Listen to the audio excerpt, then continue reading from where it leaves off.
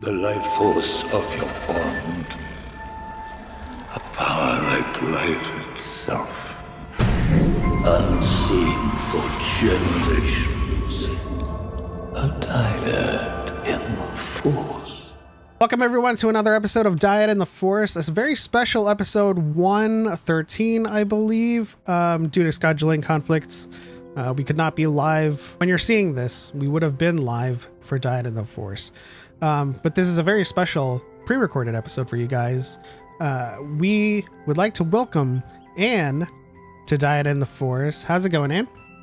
Hey, I'm doing great. Thanks for having me. Absolutely. Yeah, thank you for joining the community. It's been it's just always fun to watch, people through new eyes, joining the community and what your feelings on these things are. Yeah. Mm-hmm. Choco, how you doing, man? I'm doing pretty darn good. Just hanging out. This is pre-recorded, so I get to make mistakes and we get to edit them out. So that's cool. There'll be less vamping on my part while things get work done in the back end. I don't foresee too many technical difficulties, especially since it's pre-recorded. But you know how we do. When we're live, we like to fix things live. We're good cool. on the fly. Just have fun. Why we're welcoming Anne onto DYAD in the Force is, well, she's been a force to be reckoned with on TikTok lately. The conversation has been popping off because you wanted to start watching Star Wars. And I wanted to know why you wanted to watch it. I mean, I've been a Marvel fan for a long time, and I know that fandoms can be really fun. I love getting into like the backstories, how things are made, how things evolve in a storyline over so many over a time span. And Star Wars is iconic, and I didn't really know anything about it. And I was like, okay, I've kind of gone through all the Netflix shows. I've watched the MCU 20 times. It's time for some new content. So I was like, okay, let's dive into a new world. Awesome. Yeah, I mean, watching things 20 times is not new for a Star Wars fan. Some of us have watched the Clone Wars over and over again for different reasons. Mine in particular was to beat Choco at trivia. Which you did. Nice. I need to watch Resistance more. But yeah, well. So you are used to watching the MCU movies multiple times, and you wanted to open yourself up to a new world. You've recently finished Return of the Jedi. Is that the 6th one? That is episode 6, yes. Yes. Then true. Yes. How did you feel about the entire trilogy in general?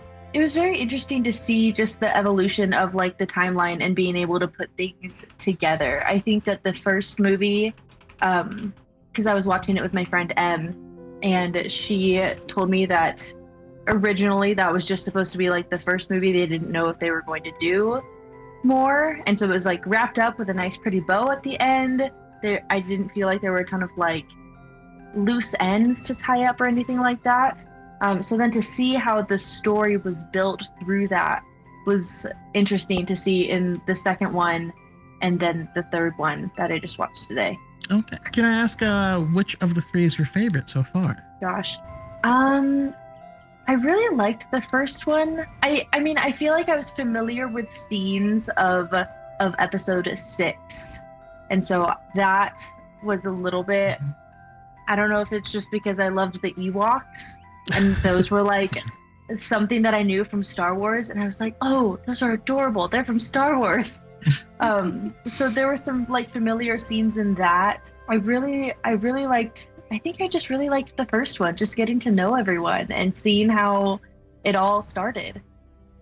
Oh, beautiful. That's interesting because interesting point of fact, it was actually released as Star Wars, right? Right. And then it became this whole thing. And so he was going to make sequels. So they said, okay, it's episode 4. And even then it kind of felt kind of janky. It's like episode 4. But then you get to watch the whole saga and this whole kind of release cadence of now, before, after. It's still jarring to new fans, but it makes sense after at the end of it all. Yeah.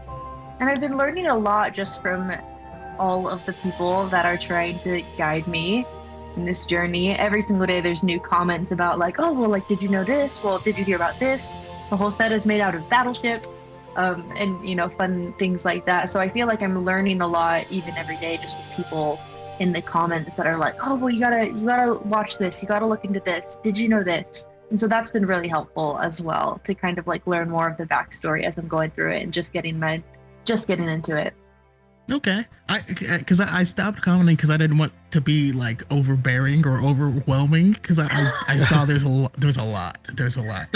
Yeah, I'm actually really proud of our community, because as soon as your video reached my eyes, and I looked at the comments and I was going to, you know, comment my 2 cents as to how you should start, everybody, including mutuals and people who follow me and everyone that has basically been a part of DYAD in the Force already commented, and I was like, they're all there already. I don't need to do anything. Yeah, exactly. And it seems like everyone has like their own variation that they love as well. So it's not just like chronological or release order. There's a ton of different ways people have made Google documents that they share with me, and they're like, this is the way, this is how you have to do it. Oh, we're gonna get to this is the way, but okay. I did see a video of yours. Well, actually before that, there is an experience that I have called the experience order, which you can find on dyadintheforce.com/experience SW. And it's a particular order which puts things in chronological order, but also putting the importance of the movies first, because the shows are their own experience. Some people like chronological, which puts a lot of the TV show in between a movie, but I think it's important to have the movies first before the TV shows, simply because there's a lot of like story threads and through lines that are better experienced when you don't know at first. You know, there's a lot of things that going in chronological order, you're kind of missing the experience of not knowing before that happened, which is why I appreciate the order in which it was released to begin with, 4, 5, 6, and then 1, 2, 3. But I did see a video of yours telling people to calm down and slow down with their recommendations. They tagged me as well. I jokingly commented that I would write up an itinerary for you, but I don't think I'm going to do that. But you know, I was wondering if you had any interest past TV shows and movies after you've finished them in going into the comics or the books or any of the other mediums. Oh gosh, I mean, it's definitely been suggested. I feel like I'm not super intrigued just because it sounds like homework. It's a lot. No, it just sounds like a lot. Yeah. It's very overwhelming to think of, you know, that there are books and that there are comics and that there are video games. And I was like, oh, okay, whoa. I was just talking about Disney Plus, okay? Like, whoa. Yeah. So. No, it's definitely a lot. I mean, my recommendation is just to wait. Like what you're doing is perfect. I know I had suggested you start with Rogue One, and that's mostly because of I don't know how everyone is going to take to 70s storytelling, you know, and I always think of it as a good way to ease yourself into that pool.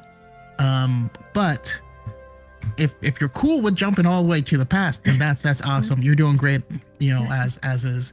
Thanks. I feel like I was very lucky to have my friend Em with me too, because she has a huge appreciation for that era of storytelling in movies and knew a lot about like the puppeteering and was like, you know, obviously it's not like a crazy big action, kind of like with modern action movies with a ton of CGI and jumping around everywhere, but it still is like for what they had at the time, it's really impressive. And so I've gained like an appreciation for that as well. Yeah, the whole thing was revolutionary in a Mhm. bunch of different ways, and so it's interesting. And there's even a documentary called Light and Magic that kind of goes into that. Not that you have to watch it. I'm not giving you more stuff.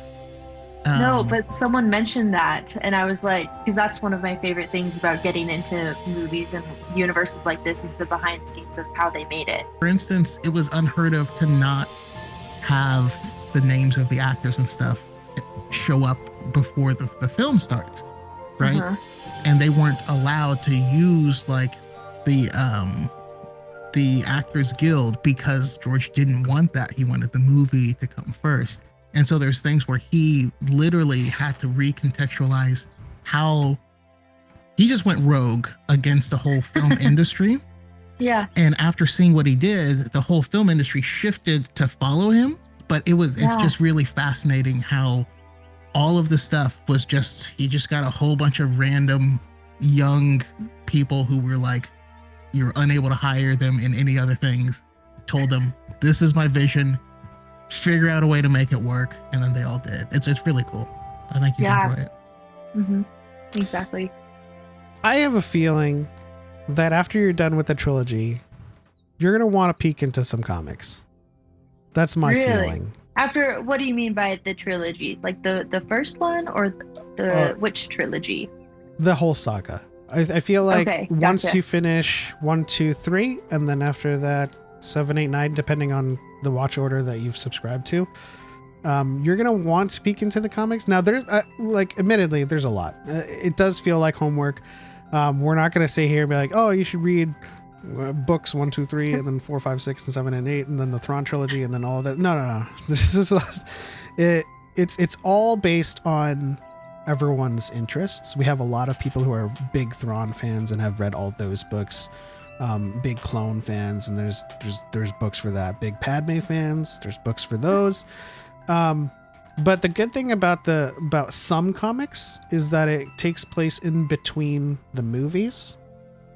So Star Wars 2020 takes place after Empire Strikes Back, and then Star Wars 2015 takes place after A New Hope. And it's an interesting kind of in between to explore. So if you're ever interested in exploring those in betweens, you only have so many comics to read through, which is a digestible amount, I will say. Yeah. Yeah. No, it's not that too makes bad. a lot more sense. I just recommend wait until you get to the very end, and then you'll figure out who is like your special little guy, you know? like do you have Your someone comfort in character? do you have someone in the MCU that's your comfort character? Oh, I have like 3. Are you kidding me? Is it Scott who Lang? do you got? I love Spider-Man. Okay. Same. I love Spider-Man. Just because of like the innocence and like just trying to be a good guy and just still learning a lot. I also love Yelena. I was obsessed with her when Black Widow came out. I mean, partially just because I love Florence Pugh. I watch all of her movies. Yeah. She should And- just Why has do you a do that cutest little pose? Why do you do this when you like? Yes, exactly. eating macaroni with hot sauce out of the pot? Like, yeah, absolute. Oh yes, gem. Kate Bishop. So I love her. And then I feel like I have a soft place for Loki as well. I feel like just his show blew up, and that just showed so much more of his backstory. And I'm a real sucker for an antihero. They're like a morally gray character. So I Mine's love not that. MCU Actually, yet, but Wolverine is one of them, and I hope it comes in soon. Mm-hmm. Actually, after I finished watching the movie today, with the reveal, I guess, of Darth Vader and the whole Anakin thing, when he wasn't able to kill Luke, I was freaking out. Because I was like, do not tell me right now that this is going to be like a morally gray character that I'm going to get attached to. Because And then I started asking all these questions, and so now I'm super excited to get to the prequels because I'm like, how did this happen? There's a good guy in there somewhere. How did this all? So I feel like that really, I'm just so excited for the prequels now to learn more about that. I'm glad, because we're not going to answer any of those questions. I know, it looks like you guys are choking a little bit. You're like, Yeah. No, but it yeah, just I was like, do not tell me that warms this is my a heart. new morally gray character for me. Oh, So- yeah. As Choco said, it warms our hearts to know that you are getting these feelings, and so we would like to avoid poisoning the well.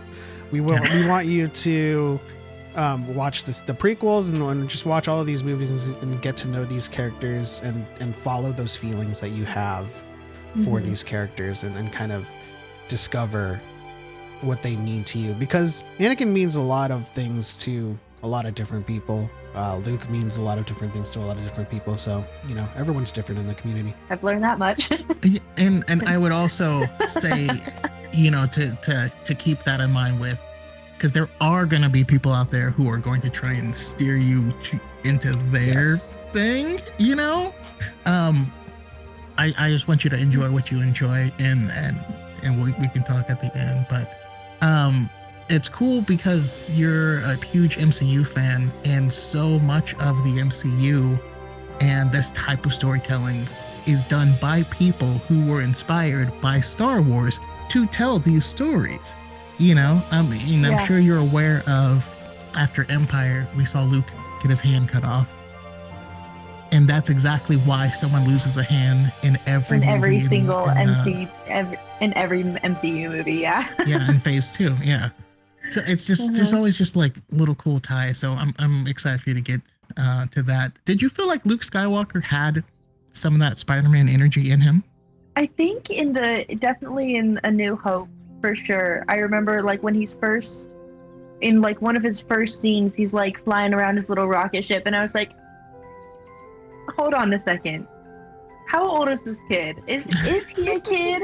Like, why are we playing with toys when we have robots that we can hang out with? Like the whole like zoom zoom. I was like, okay, hold on a second. I need a little bit of who is this guy? So I kind of felt it I there. feel like you're personally calling me out. We have these things because we They're love it. collectibles. Oh gosh, I have Oh, these guys on perfect. my desk. Hey, Natasha and Spider-Man. I stole them from, I think, my family's like Christmas advent calendar. So I have like a few little Marvel Lego guys Oh, just on the nice. bottom of my desk. we're all nerding out. Yep. Oh yeah, hardcore. I think whenever we get to the scene where Luke kind of like sits at the table with Han, Obi-Wan, and Chewie, and they're trying to talk business about like transportation fees and stuff, and he's like, I need to get to Alderaan, and then Yeah. Luke is just like, hey everyone. No, yeah, definitely got like innocent, like I'm trying to do the best thing, but he's also like on this huge heroic journey, and I feel like you saw that a lot in the second movie when he's in his training with Yoda, and he's like, no, like my friends are in trouble, and he's like, you got to finish your training, you're not ready. So I kind of felt a lot of that, like, amateur heroism in him as well.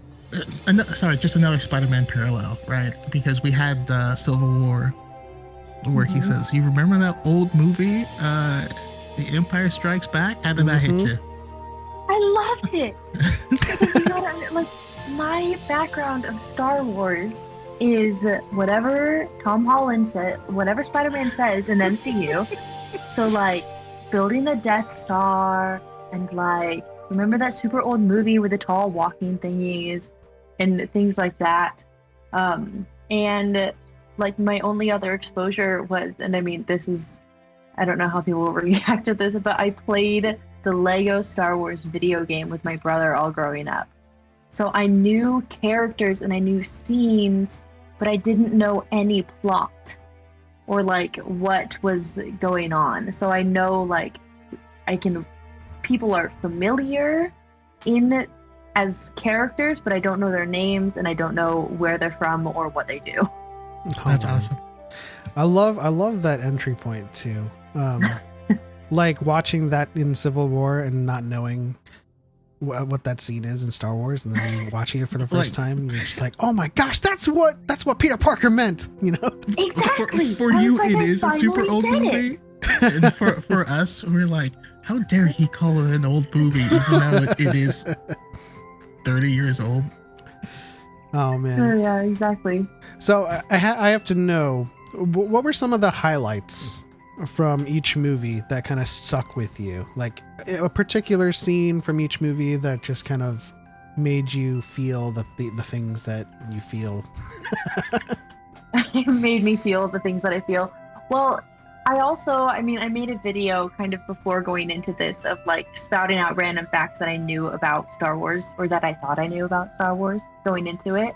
So just kind of like challenging those things. So like I knew the whole like Luke, I am your father thing, and like that Han Solo and Leia were together, but then there was Luke and Leia and their siblings, but there was like romance. And so like going into the first movie, I remember being very weirded out by like, oh, who is this beautiful girl? And like all of the romantic tension there. And I was like, because I knew. Yeah. And I was like, this feels a little bit gross. Yeah.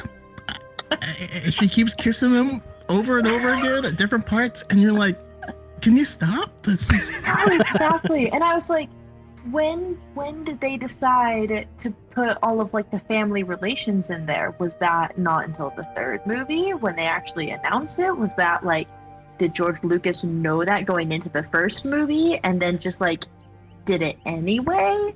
They knew exactly on the third draft of Empire Strikes Back. Wow. When Lee Brackett came forth, I believe, with the draft that had "No, There Is Another," there was plans for an actual other sister of Luke, but then George revised that to be Leia as the other, and so they had to make Leia Luke's sister by that time. Okay. So they didn't know. No, they genuinely were kissing as if there was going to be a love triangle. Picture this: the whole, I am your father, and Luke screams, "No!" That's not the dialogue that was said, right? Because that's not James Earl Jones in the suit. There's another actor in the suit. So that's right. James Earl Jones isn't the guy that plays the voice of Darth Vader. Yeah, he's just the voice. Okay. But at David Prowse, that was the body. So the line David Prowse said in the suit was, "No, Obi-Wan killed your father." But they pulled Mark Hamill aside before the scene and said, "Listen, this is what he's going to say. This is what's actually going to happen. You're going to find out that Darth Vader is your father, and you need to act based off of that." So the whole time, there's only 3 people on the planet that knew that. And so I imagine everyone else is seeing him overact to this thing, and they're like, right, that's kind of weird. But you're like, I thought you liked him.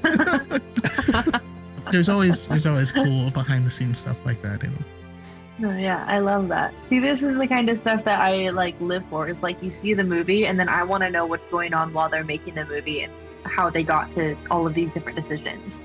Oh yeah. So you know what? That being said, I actually will break what I said earlier and make a book recommendation, but it's not a Star Wars book. Okay. It's not a Star Wars book. It's a George Lucas book.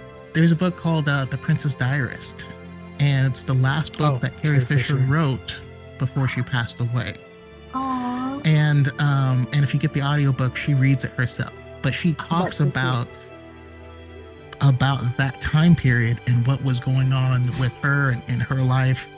Yeah. She was having an affair with Harrison Ford during it because Harrison Ford was married. Like there's all this crazy behind. Like one time, Peter Mayhew and Mark Hamill just showed up at Harrison Ford's house, and she was already over there. And they were like, "How are we gonna hide it?" And they're like, "Yeah, I just showed up." And like trying to play it off. There's a bunch of just like really funny and fascinating things. She was a gem of a human. Well, I was so impressed with her acting in the first movie. I was absolutely shocked. I feel like Luke and Han were just kind of like saying the lines, and I feel like she was carrying the whole like the drama and the actual like plot kind of. Yeah. I was just so shocked, and I didn't expect her to be. I feel like because I had seen the clip of like, oh, you're our only hope, and so I was like, okay, cool, damsel in distress. But then you go into the first movie, and she's like this spunky, like, okay, Give me that I'm blaster. gonna Someone's gotta save our skins. go getter, you know. So I loved that for her and for us. Is there anything on the opposite end that didn't age well that you're looking at? You're like, Didn't age well. I mean, besides the romance with Luke and Leia, I feel like, so on Disney Plus, they had, it's the newer versions that they added the CGI in, yeah, right? That's true. And so I was able to point those out, and I was like, and so was my friend Em. She's like, yeah, so some of these, they originally in the 70s used these puppets, and like everything was like very like practical effects or stuff like that, and then they added the CGI, and so that kind of left a sour taste in my mouth because I was like, it's like it's very obvious. But I think she was saying that they did that in what, 2006. Well, Right? it started them in the 90s. But when did they add the CGI? That was in the 90s. So That was in the 90s. back then, and that was crazy pushing the envelope as well. Right. I mean, Lucasfilm invented what was called their Pixar computer, which is what Pixar comes from. Okay. Like they sold that technology, and that became Pixar and went separate. Oh, Now that's they're so all cool. together again. But Yeah. no, they were doing. So when you get to the prequels, we'll have more behind the scenes stuff we can tell you. One of the very first things shot all digital and all this stuff, but in order to get to the technology to that point, they were developing it early. So they re-released all of the movies in theaters, and that's when I got into it because I saw Okay. A New Hope, Empire, and Return of the Jedi in theaters for the special Oh, very editions. cool. And I think that was like 96 was Return of the Jedi. Okay. Very cool. But yeah, I feel like that was those were like some of the moments where I was like, oh, like you can tell, and that was a little bit like weird to watch, I guess. There are some really good improvements though. There are really bad Okay. ones. Like having a big CGI dinosaur walk in front of the screen for no reason for like a full like 30 seconds. And you're like, Those would be the things that like George Lucas has gone too far, you know. Mm-hmm. There are things But- that make sense that you kind of polish. It's like, hey, we have new technology now, let's do it. But then it loses its luster when Mm-hmm. the puppets are all like shiny and the textures are not matching that of the scene. Mm-hmm. but also imagine Empire Strikes Back when they're at Cloud City and you get to see all the beautiful scenes through the windows and stuff like that. There were no windows in the original because they couldn't show that. You know what I mean? Oh, Those are all interesting. CG and all added. Okay. When you see the Emperor's head in Empire, Uh-huh. yeah, that was very different. The original Empire was a woman in a chimpanzee's mask with goggles. You're lying to me right now. No. This So is yeah, a joke. there are some very good improvements. I'll say that. And I'm gonna in the chat here. I'm gonna send you a link to a picture of what the original one looked like, just to see how you feel about it. One of the last things that we want to ask, and we always get to Mhm. this because we are lore masters. Okay. The Force.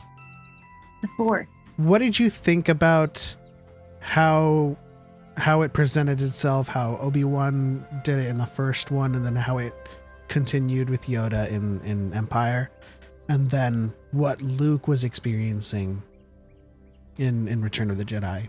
Yeah, I feel like in the first movie, it came off to me as very like Zen, I guess. Just like, yes, feel one with nature. Like, listen to the energy of the world.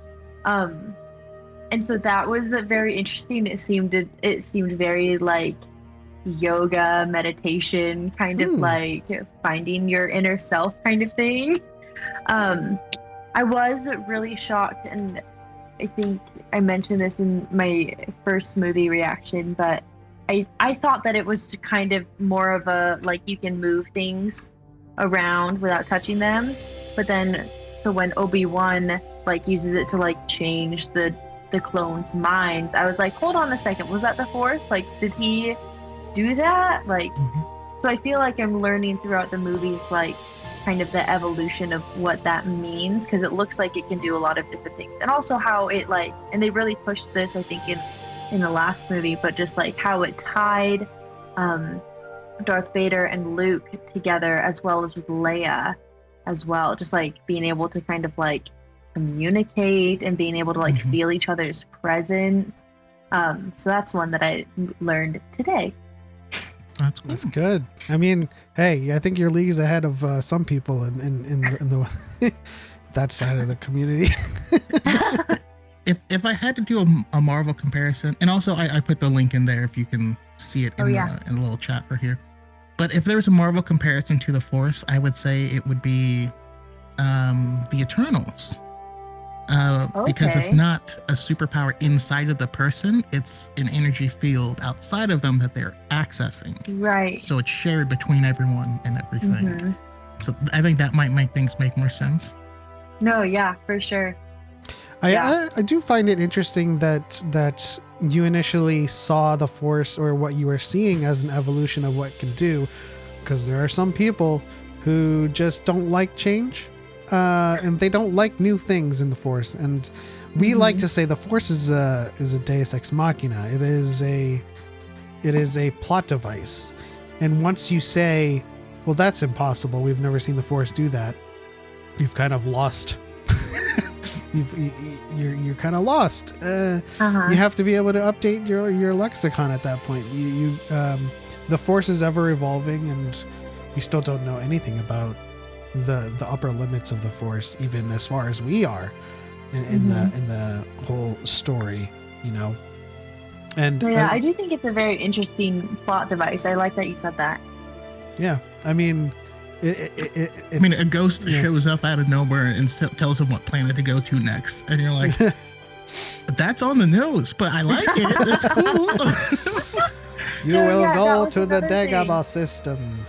No, I totally forgot. That was something that I was struggling with in the first movie. I was like, okay, so Obi-Wan is dead, and he's here, but now, like, when Luke is trying to make that last shot at the very, very end, like, action sequence, he's hearing from Obi-Wan Kenobi, and I'm like, hold on, so is he dead or is he not dead? You know? But then you like eventually see his ghost, and is that his ghost? I don't want to misspeak. It's a Force ghost. Yeah. Okay, it's a Force ghost. There we go. And certainly more of that will be elaborated upon the more you watch. Okay. So we'll say Force ghost, and that's it. Okay. Interesting, because there is the whole thing in sci-fi where like sometimes people aren't really dead, so I'm concerned, or I guess interested, if it has anything to do with that. Well, we'll say no. You guys are keeping your lips tight, aren't you? I don't know what you're talking about. In case you're wondering, if I go, I'm just like, nope, just not gonna say nothing. For sure. So one thing I guess we like to ask to everyone who's a fan of Star Wars, and don't get scared of this question. What do you think it means when someone says balance in the Force? There is no right or wrong answer right now. I just want you to kind of go off of your feeling as to what you've seen with Yoda and his teachings, and just kind of what is your feeling right now? My feeling about a balance in the Force. I feel like that goes back to like when Obi-Wan was first explaining it. So the way that I understand it kind of right now is like, I guess is zen in the energy of the world and of life. So I guess if there were to be an imbalance, then something is impacting that, and there's probably danger. And if there's a balance, then Choco, you have really interesting facial expressions right now. I'm just like, damn, she's good. Listen. So I feel like it just, I mean, as it connects people and it connects you to like the world and as that kind of energy force, I'm kind of understanding it as like almost, because it is like a life force. Now I think I'm just rambling, but kind of like peace, or if there's an imbalance, then like obviously someone has some bad intentions, there's some bad juju going around. I am so proud right now. No, just out of nowhere, you know more about the Force than most people. There is an answer in universe. Yes, like other people have interpretations of what balance means, but in universe there is a way to explain balance, and without kind of setting you up or poisoning the well, you're on the right track. And it's great because some people who have been fans of this franchise for over 40 years still don't know. So will you guys then tell me what a dyad in the Force is? Eventually, yeah. But you gotta finish. You gotta finish the movies. Okay.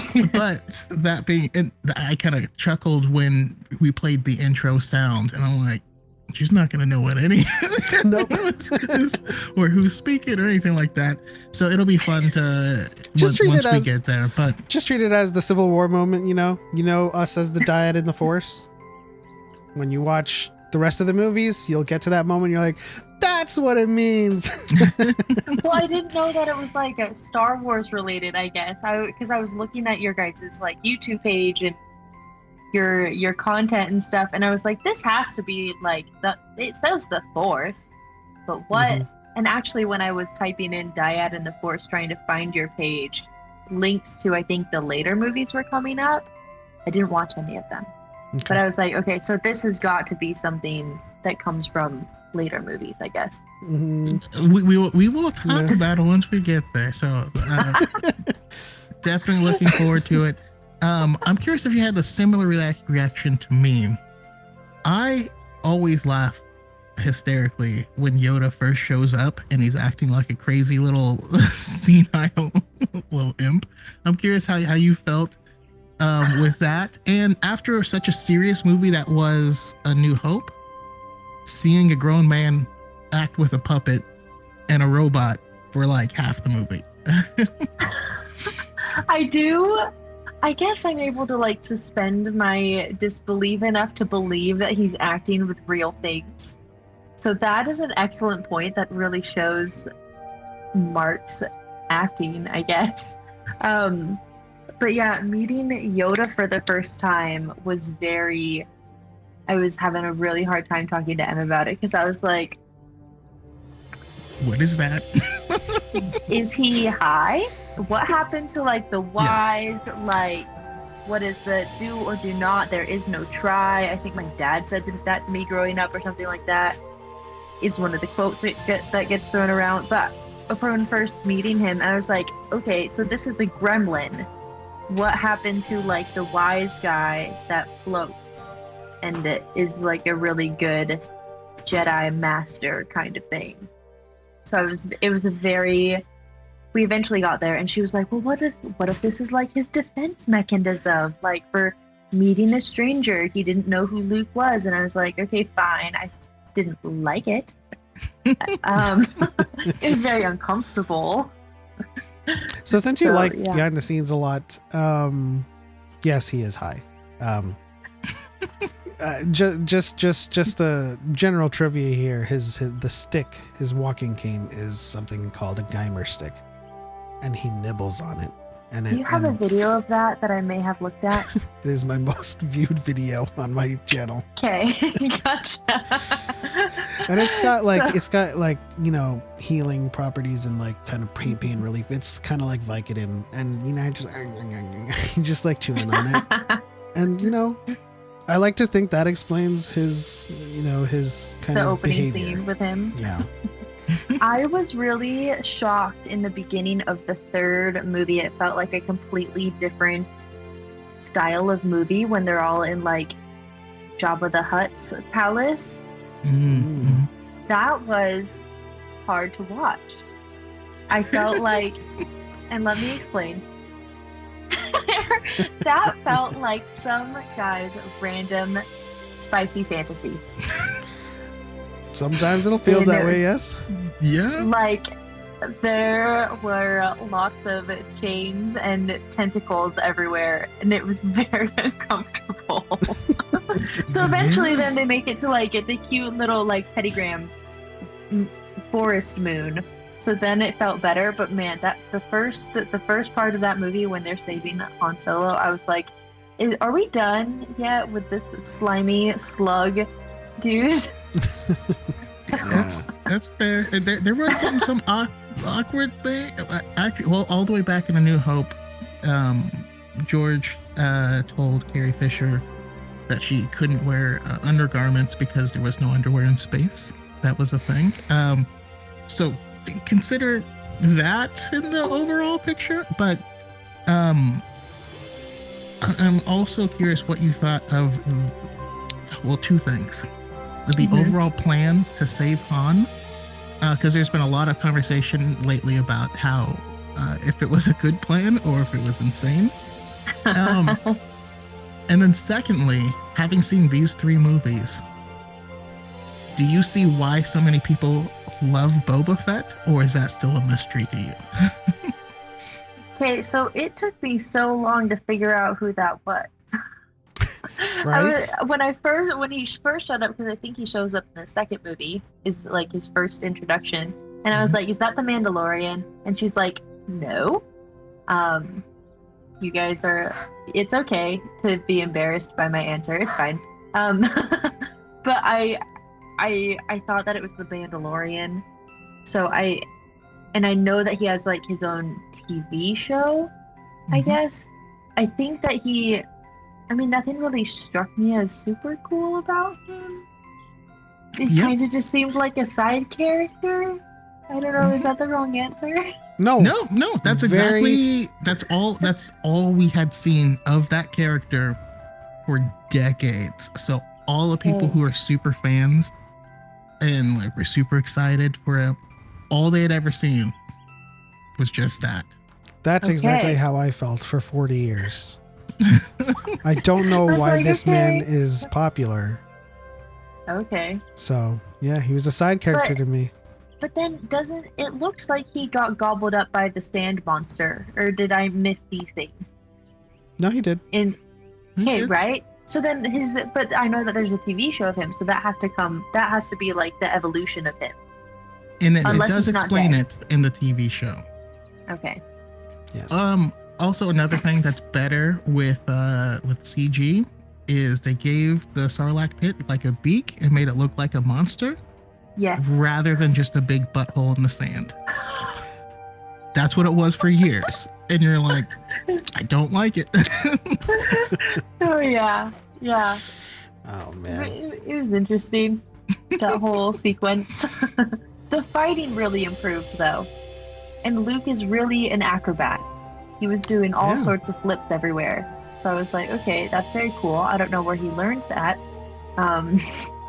Or if now that he just has the Force, the Force gave him some really sweet gymnastic skills. These are questions that we appreciate, considering what people have criticized the sequels for. So as we reach the end of this hour and the close of this episode of DYAD in the Force, I do want to talk about and get your final thoughts on the moment in Return of the Jedi, the very end. How did that play out for you when you were watching it between Luke, the Emperor, and Darth Vader?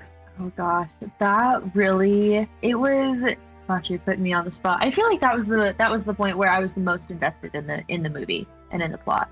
Was because, I grew up like knowing, I was like, okay, Darth Vader, bad guy, duh.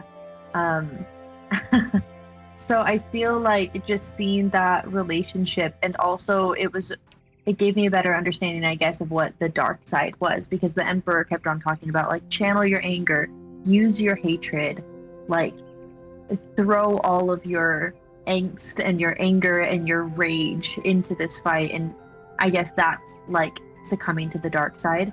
So seeing him fight against that um, was very interesting, because you're like, okay, cool. He's like a very through and through, it seems like he's a very through and through protagonist. I don't really want to say anything finite yet because I'm just at the tip of the iceberg in this whole universe. So, there's always room for like a WandaVision moment where he can go rogue or something like that. That's fine. But and then it was hard to watch when the Emperor was torturing him and he didn't want to kill his dad. But I think that the like pivotal moment for me watching that was, I was like, okay, so he's screaming in pain on the ground, getting like electrocuted by this guy with like Thor powers, right? With the whole this thing. Zappity zap fingers, yeah. Exactly. I thought that was a very interesting way for him to do it. I was like, that doesn't, okay, it's fine. That's when I was like figuring out that there was a lot more to Darth Vader, was because I was like, his son is there, sprawled out on the floor, screaming for help. He's about to is he going to help? I was like, tell me that something is going to happen and Darth Vader's going to help his son. And so seeing that happen was a very just like sweet moment. And that's when I started freaking out, and I was like, oh shit, it's a morally gray character. Oh no.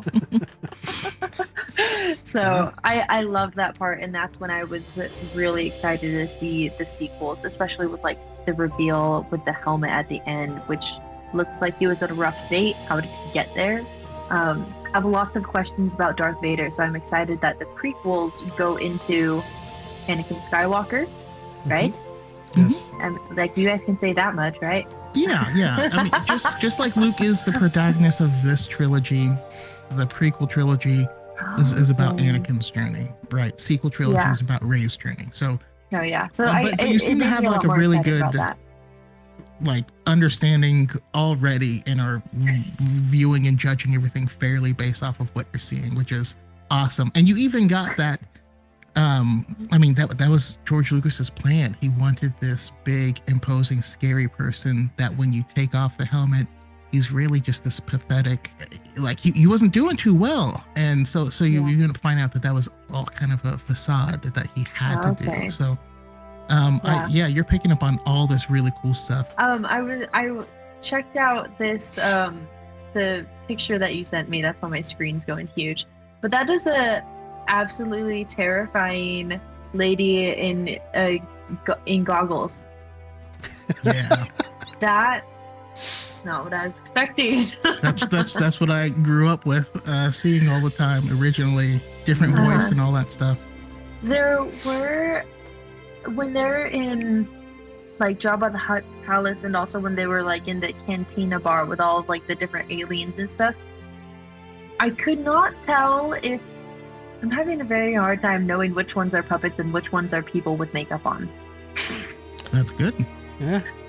Is that good? I'm having a very hard time with like who is a human underneath the mask and who is like being played by a puppet, I guess. But you guys are being very quiet. When the lines are blurred like that, I think it's a good thing. Okay. The less you have to suspend disbelief, the better. That's true. Well, someone said that I remind them of Hera, so I did look her up on TikTok. That's a huge compliment. Mm-hmm. Oh, mm-hmm. Okay, good. I was like, she seems cool. I wasn't expecting, I guess, like the animated edits, but I was like, okay, that sounds cool. I don't know who that is. I'll take it as a compliment. That just means you have to watch Rebels. And I guess like the other spin-off movies, because there's Rogue One and Solo and Their Clone Wars, right? There's There is a an animated Clone Wars film. I feel like you should wait till you're going to watch the series to watch that movie, though. The next journey will be figuring out what order to watch all of the TV shows in. Now, So I did say maybe it already. I'll hit you up with that question when I get there. Well, my recommendation though will be The Mandalorian, because once you get to that point, the show is going to be live coming out, and so you Right. can catch up and join us watching it week to week, which would be really Right. cool. Yeah, I'm excited to not have to be like avoiding everyone's content, because now I'm connected with a lot of Star Wars creators, and I feel like there's one girl that's like, okay, let's talk about Bad Batch spoilers in 3, 2, 1, and I'm like, no, okay. I don't even know what Bad Batch is about, but I'm like, I cannot do it yet. But I'm excited to, be up to date and be able to participate in all those conversations. Because that's what I love to do with Marvel too, is like with the Loki coming out every week, I was immediately on TikTok talking about and looking at everyone's theories. So I love being able to do that. So I'm super excited to keep on getting into it. Is there anything you want to plug for yourself going forward? Any watch-alongs or where people can find you and your amazing content? I mean, I'm really just on TikTok. Only been on TikTok I've been like a lurker on TikTok for a few years, but I only started making content and like making videos like in January of this year. So I'm very new to this. There's not a ton on my page. But yeah, Islander is the hander. I really am. I've thought about doing lives with watching some of the movies. But I don't know how that will go over and how to film a reaction doing that, because I'm really just working off of my phone. So some people pointed at the TV with a circular mirror pointed at your face. See, that's what I was considering doing. We'll help you out with whatever you need. Yeah. Oh, you guys are so sweet. So I'm thinking about like doing lives that people can like hop in and watch the movie with me on, if that's something that people would be interested in. But we'll get there. All right. Well, thank you, Anne, so much for jumping on this call and answering all of our questions. It must have been daunting.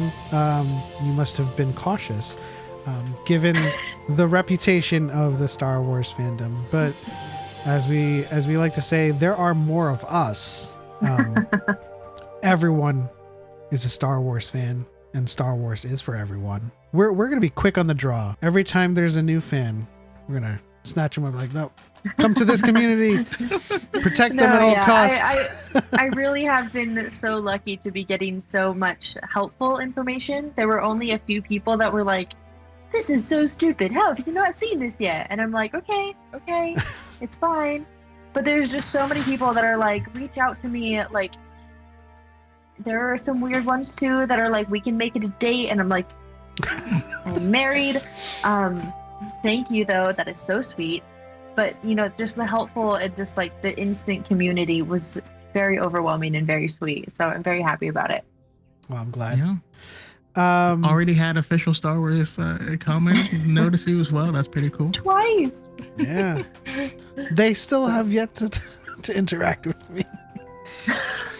But any interaction with Choco is an interaction with a dyad. So. Yeah, I was the second person they followed, so that's cool. That's exciting. They've commented on 2 of my videos, so I still have to. I'm going to respond to the other one, but on my first reaction, they were like, "We're so happy. We hope you enjoy it." So that's very cool. Well, we're excited for you to come back, hopefully during a live episode after each trilogy. I do want to have you back on with a good friend of the channel, DePaul, who is Yub Nub for life. Very big fan of the Ewoks. Yeah, we'll have you on with a bunch of other content creators who you've connected with as well, and we'll get you on. We'll get you on like Discord and get you talking to everybody in the community, and just so that you are more engaged with the people who want you to be engaged with this You guys with are the Star so Wars. sweet. Wow. But That would be awesome. absolutely. Thank you again for being on this call. And Choco, do you have any final thoughts? The last thought I will leave you with is going to be a disturbing one. I Oh, want you no. to consider this. The Ewoks celebrating at the end the Return of the Jedi, cute and all this stuff, they don't really know about the rest of the galaxy, right? So what were they celebrating? I think they were celebrating having a bunch of meat to eat. I'm just saying. They were gonna eat people. They eat people. That's See, all. this They're was cute. interesting because at the very, very end, in my reaction that I filmed today, I was like, how do I get to this planet to visit these adorable living Teddy Grahams and party with them and have bonfires? Well, they might give you a dress and braid your hair like they did Leia, or they might eat you. It's just roll the dice. Go for it. Okay, yeah. I think I'll it's let you more guys know likely when I that get she there. rolls a nat 20 than she does 1. Do you want to visit it? It's actually in Northern California, up on the coast. It's the Redwood Forest. There is where they shot it. Okay. But thank you again for being on. I believe that's it. On to the next one. For Light and for Life, We are all the Republic. and may the Force be with you always.